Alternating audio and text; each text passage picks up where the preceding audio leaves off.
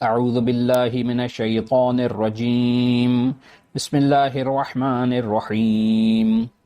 السلام علیکم معزز سامعین، آج کتاب فضائل مصطفیٰ صلی اللہ علیہ وآلہ وسلم جو کہ جناب سید علی شیر نقوی صاحب نے تحریر فرمائی ہے، اس کے چوتھے حصے کا آغاز۔ باب نمبر 1 یعنی دنیائے عرب قبل از میلاد مصطفیٰ صلی اللہ علیہ وآلہ وسلم کے عنوان صحرائے عرب سے کرتے ہیں۔ صحرائے عرب، اس علاقے میں آبادی بہت کم ہے۔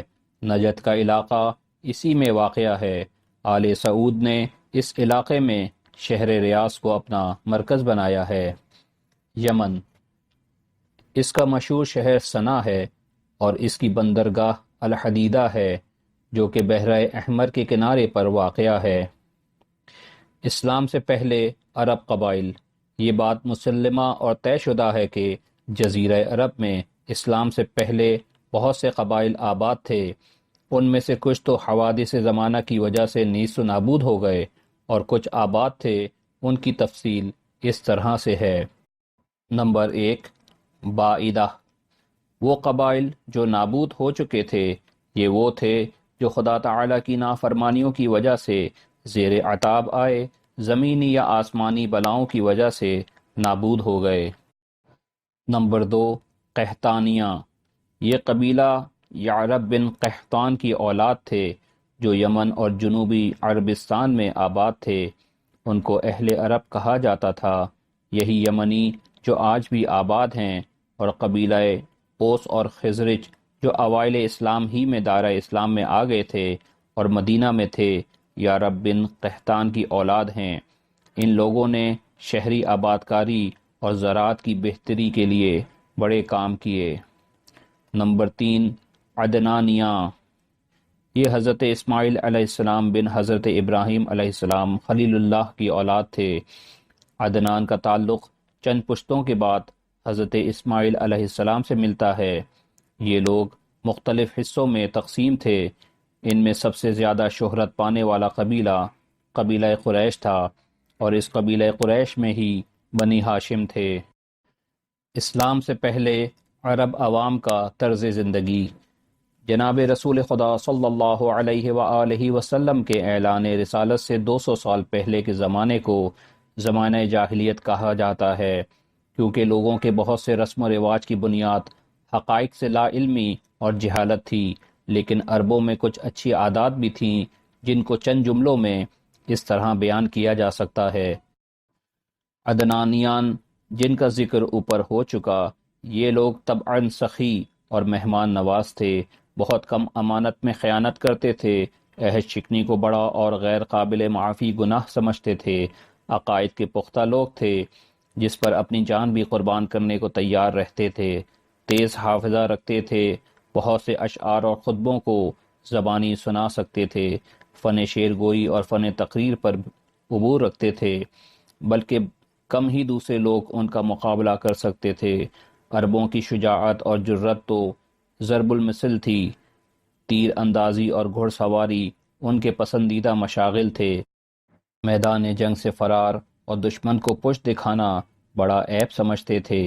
زبان عربی کی ادائیگی پر ناز کرتے تھے اور ان کو صحیح مخرج سے بولتے تھے۔ ان خوبیوں کے باوجود ان لوگوں میں کچھ برائیاں بھی جڑ پکڑ چکی تھیں، جس میں بت پرستی سر فہرست کہی جا سکتی ہے۔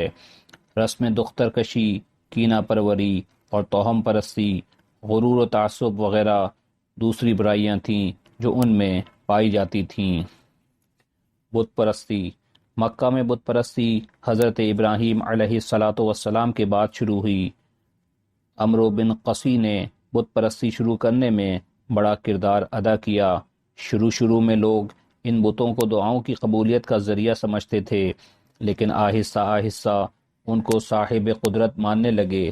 خانہ کعبہ میں رکھے گئے بت سب کے لیے قابل احترام سمجھے جاتے تھے، لیکن ہر قبیلے کا اپنا بت بھی ہوتا تھا جو انہوں نے مخصوص مقرر جگہوں پر رکھے ہوئے تھے۔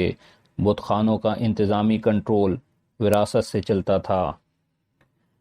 لوگوں نے اپنے گھروں میں بھی بت رکھے ہوئے تھے جن کی وہ صبح و شام پوجا کرتے تھے۔ مسافرت پر جانے سے پہلے ان سے لپٹتے اور دعائیں مانگتے تھے۔ راستے میں مختلف پتھروں کی پوجا کرتے تھے۔ جس جگہ رکتے وہاں سے 4 پتھروں کا انتخاب کرتے، 4 میں سے جو خوبصورت پتھر ہوتا اس کی پوجا کرتے، باقی 3 کا چولہا بنا کر آگ جلانے کا کام کر لیتے۔ مکہ کے رہنے والے لوگ حرم کعبہ کا بہت احترام کرتے تھے۔ جب کبھی سفر کے لیے جاتے تو حرم سے چند پتھر اپنے ساتھ لے جاتے۔ ہر منزل پر جب رکتے تو ان پتھروں کو نکالتے اور ان کی پوجا شروع کر دیتے۔ اس وقت کے مشہور بت لات، منات، عزی اور اسی طرح کے اور ناموں کے بت تھے۔ جنگ احد کے موقع پر ابو سفیان اپنے ساتھ بت لات اور عزی کو بھی لے آیا تھا تاکہ جنگ کے موقع پر ان بتوں سے امداد مانگ سکے۔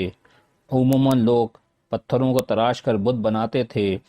پتھروں کے علاوہ وہ لکڑی اور خرموں کے بھی بت بناتے تھے۔ خرموں کے بت بنانے کا ان کو اضافی فائدہ یہ ہوتا تھا کہ فقر و فاقہ کی صورت میں وہ خرموں کے بتوں کو کاٹ کاٹ کر کھانا شروع کر دیتے تھے۔ امیر المؤمنین حضرت علی علیہ السلام اپنے ایک خطبے میں اسلام کے اعلان سے پہلے کی حالت کے بارے میں اس طرح فرماتے ہیں: بے شک اللہ تعالیٰ نے حضرت محمد صلی اللہ علیہ وآلہ وسلم کو اس وقت سارے جہانوں کے لیے ڈرانے والا اور اپنی وحی کا امین بنا کر بھیجا ہے جس وقت اے گروہ عرب تم بدترین دین پر بدترین گھروں میں سخت پتھروں اور زہریلے سانپوں کے درمیان زندگی گزارتے تھے۔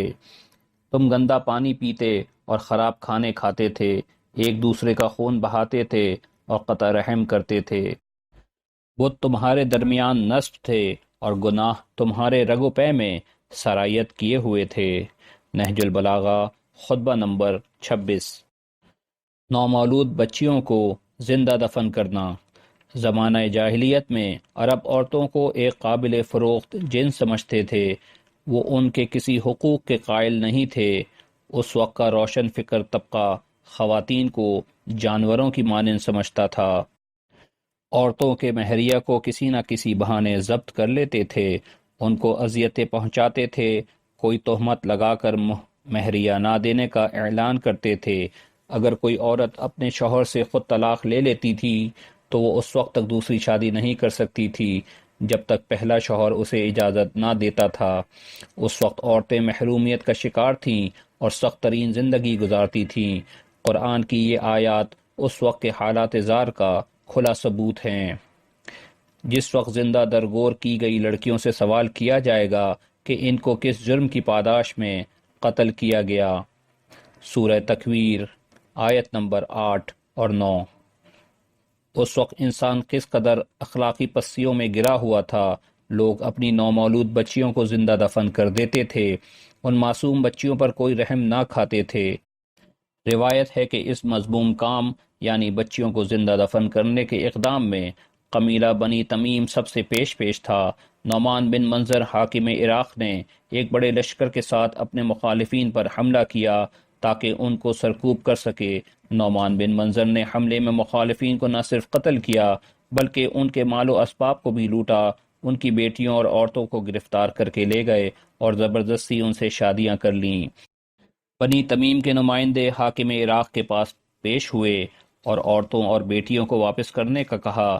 نعمان بن منظر نے گرفتار شدگان عورتوں اور بچیوں میں اعلان کروایا کہ جو اپنے شوہروں سے طلاق لے کر واپس اپنے والدین کے پاس جانا چاہتی ہیں چلی جائیں یا اپنے والد کے ساتھ قطع تعلق کا اعلان کر دیں۔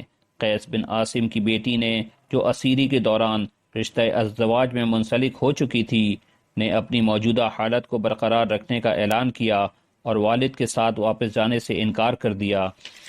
قیس بن عاصم نے ان حالات کو دیکھ کر فیصلہ کیا کہ آئندہ ہر پیدا ہونے والی بچی کو اسی وقت زندہ درگور کر دے گا، اور آئندہ اس نے ایسا ہی کیا۔ اس کی دیکھا دیکھی دیگر افراد نے بھی یہی طرز عمل اپنایا اور آہستہ آہستہ یہ قبیح ترین عمل عرب کی دنیا میں ایک رسم بن گئی۔ صدق اللہ العلی العظیم۔ آئیے دعا کریں کہ اللہ تعالی ہماری اس مختصر سی عبادت کو اپنی بارگاہ میں قبول و مقبول فرمائے اور اس عمل کا ثواب محمد و آل محمد علیہ الصلاۃ والسلام کی طرف سے کل مرحومین مومنین اور مومنات اور شہداء کو عطا فرمائے، الہی آمین۔ اللہم ارزقنی شفاعت الحسین یوم الورود۔ اللہم صلی علی محمد و آل محمد۔